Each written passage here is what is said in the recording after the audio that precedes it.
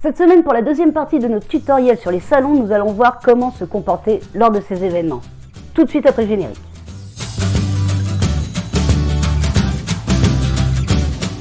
Bonjour à toutes et à tous, soyez les bienvenus chez l'écrivain, la chaîne où l'écriture est à portée de votre main. Je suis Maud et avant de commencer, j'aimerais vous inviter à vous abonner à ma chaîne en faisant comme sur cette petite animation, et ça pour ne rien louper des dernières nouveautés.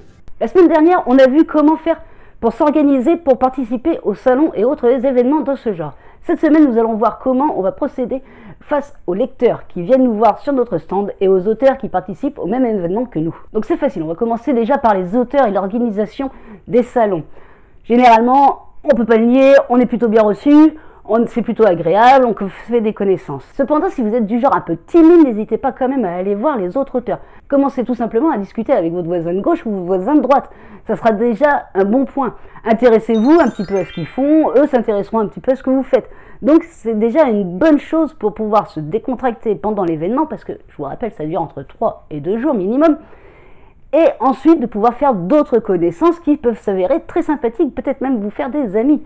Donc, essayez de rentrer un petit peu dans le moule, ne restez pas dans votre coin, ne restez pas tout le temps derrière votre stand, même si vous avez l'impression que si vous en éloignez, vous allez perdre des clients. Non, vous inquiétez pas, vous pouvez vous éloigner, vous pouvez aller faire un tour, voir les autres livres, voir les autres auteurs, aller prendre un café si vous voulez, mais gardez toujours un œil un peu sur votre stand.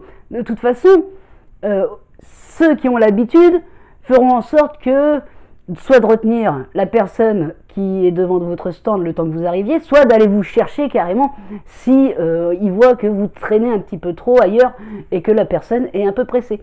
Donc, ne vous inquiétez pas, prenez quand même le temps d'aller voir les autres auteurs, prenez le temps d'aller discuter, je ne sais pas, avec les organisateurs, avec même des personnes que vous croisez dans les allées, parce que ça peut être déjà très agréable, ça va vous mettre en confiance, ça va vous détendre. Et c'est une chose essentielle que d'être détendu quand on va vendre un livre, quand on va se retrouver en représentation, on peut dire, car oui, les salons, les expos, les événements comme ceci sont des représentations. Donc il faut avoir une image détendue et sûre de soi, sans être trop sûr de soi, hein. Je parle pas de...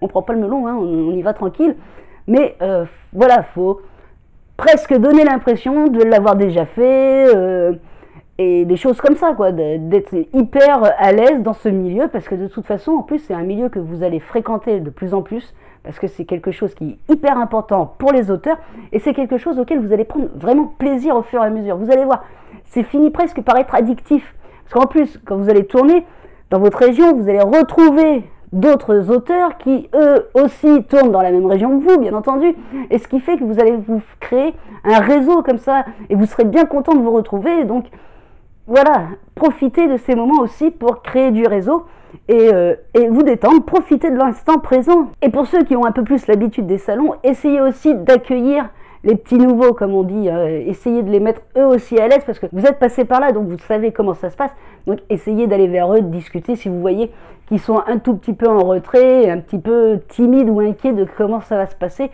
pendant le week-end du salon. Alors ensuite, la grosse partie de ce tutoriel, c'est quand même... le pourquoi on fait des salons, c'est de rencontrer nos lecteurs.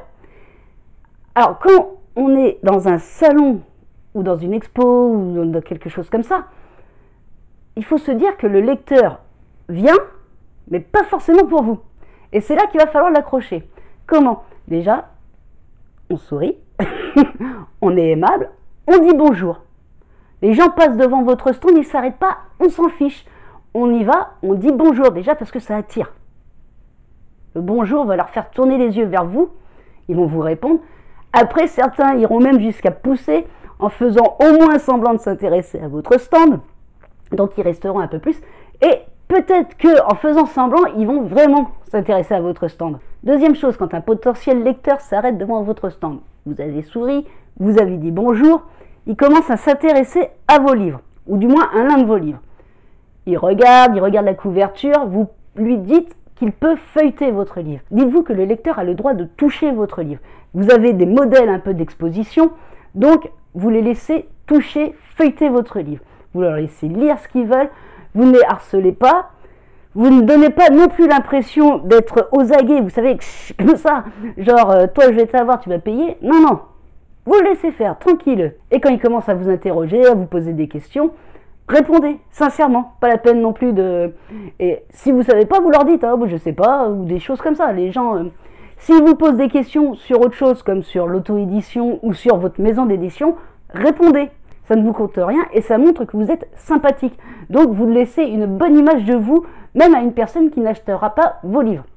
Et c'est important de laisser une bonne image de soi. Alors après, dans tous ces lecteurs potentiels, il y a aussi ceux qui sont, je dois le dire, là, il faut que je vous prévienne. Donc là, on va prendre 2 minutes pour parler des gens qui viennent juste pour parler.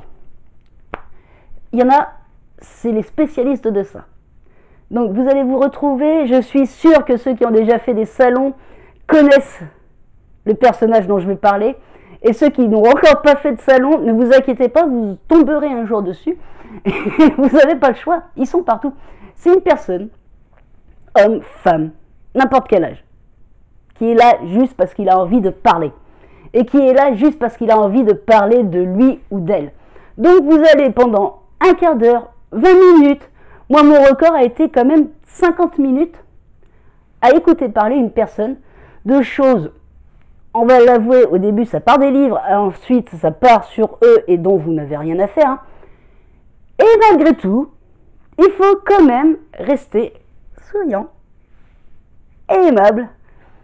Alors après, essayez peut-être de vous arranger avec votre voisin d'à côté ou n'importe qui, de manière à avoir un signe, parce que on s'est aperçu, moi je sais que je fais souvent des salons avec des personnes donc, que je recroise et tout, et on s'est aperçu que ça arrive souvent, et donc on essaye d'aller aider la personne qui se retrouve dans cette situation, hein. Genre tu veux un café, oh, il y a un tel qui t'appelle, des choses, il y a un problème là-bas, il faudrait que tu ailles voir, enfin des choses pour sortir la personne de cet ennui. Hein. Donc, mais ça vous n'allez pas y couper. Donc, je vous préviens tout de suite, vous allez avoir ce qu'on appelle un peu l'emmerdeur, qui va venir parler que de lui pendant X temps. Essayez, si vous avez la possibilité, parce qu'en plus il va être planté devant votre stand, hein, ça vous n'avez pas de bol, il va se planter, et du coup il va empêcher un peu les autres lecteurs de potentiellement venir. Alors essayez, dès que vous avez la possibilité, hein, ces personnes sont toujours très gentilles, hein, y a pas, mais laissez-les parler et occupez-vous des autres personnes qui eux pourraient être des acheteurs potentiels. Donc même s'ils continuent de vous parler, vous dites bonjour aux gens qui s'arrêtent, vous leur dites vous pouvez feuilleter, vous leur dites vous pouvez prendre un marque-page, une carte de visite, vous leur dites ce que vous voulez, mais ne laissez pas passer l'occasion. Après c'est à vous de le faire au feeling. Hein. Si vous sentez que la personne en face de vous est plutôt du genre à avoir de l'humour, allez-y, hein, taquinez-la ou envoyez des petites blagues. Essayez de toujours garder cet aspect aimable, les gens adorent. Et puis en plus ça montrera que vous êtes quand même accessible, vous n'avez pas le melon et des choses comme ça. Donc quoi qu'il arrive, même si vous avez affaire à des emmerdeurs, gardez le smile comme on dit et essayez de nager au-dessus, parce que vous verrez au bout d'un moment, vous aurez l'habitude et franchement ça vous fera vachement marrer d'avoir ce genre de personnes et de continuer quand même à avoir d'autres rencontres, parce que les salons c'est aussi des rencontres avec les lecteurs. Vous allez rencontrer des gens qui vont venir, qui vont prendre un bouquin parce que ça va les intéresser, et peut-être que le prochain salon l'année prochaine que vous ferez au même endroit, la personne va revenir pour acheter votre nouveauté, et ainsi de suite. Vous allez vous créer un réseau de lecteurs, et un réseau de lecteurs qui peut, il ne faut pas l'oublier, en parler sur les réseaux sociaux, eux, qui peuvent en parler en bouche à oreille à leurs proches, et des choses comme ça. Donc c'est à ça que servent aussi les salons, c'est à faire des rencontres. Donc voilà ce que je voulais vous dire, surtout au niveau de comment vous comporter pendant les salons, c'est-à-dire essayer de vous détendre. Surtout ce n'est pas quelque chose où il faut prendre le melon, hein. C'est des salons. Et ensuite vous allez prendre du coup que du plaisir. Vous allez faire de belles rencontres, vous allez faire des rencontres beaucoup plus amusantes. Ça je vous le dis, hein, vous allez en rencontrer qui vont vous dire des choses qui sortent un petit peu tous azimuts. Vous allez rencontrer des gens hyper attendrissants.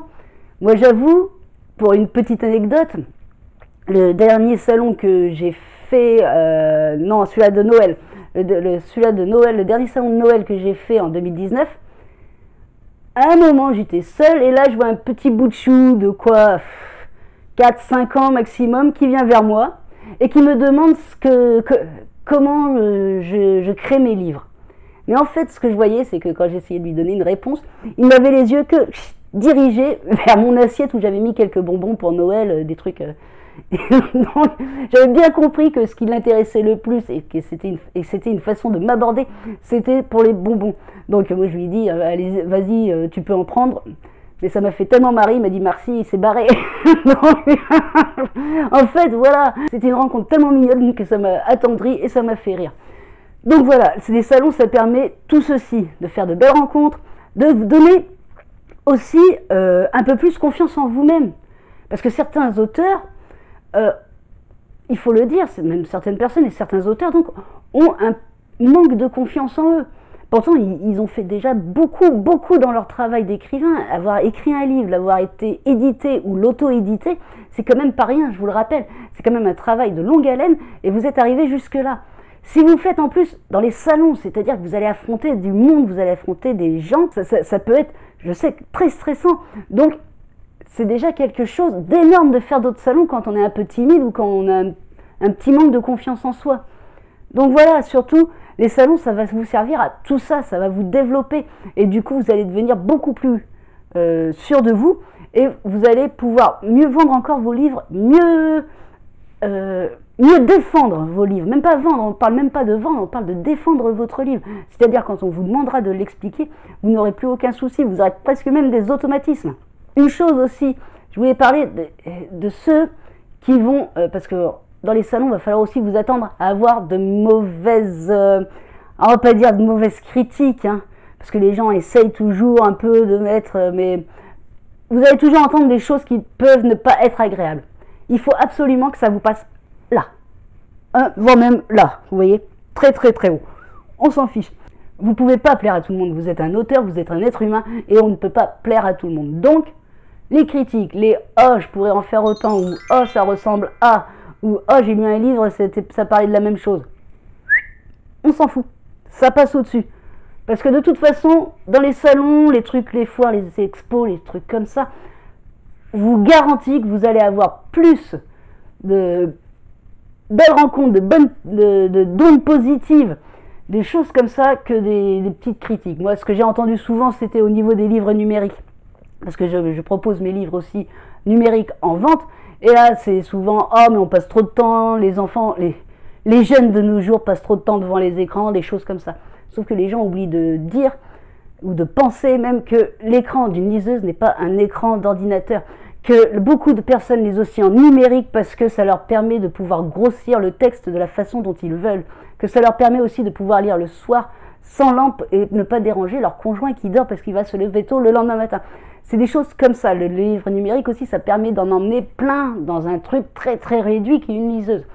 Mais les gens voient certaines choses très basiques qu'ils entendent un peu partout et donc du coup, ils le répètent bêtement. Donc ne vous arrêtez pas à ça. Les choses qui pourraient être blessantes, ça peut être blessant sur le coup, mais vraiment, essayez de passer outre, hein, parce que dites-vous toujours qu'il y en aura un qui entendra bien plus méchant ou qui entendra bien plus con que ce que vous avez entendu.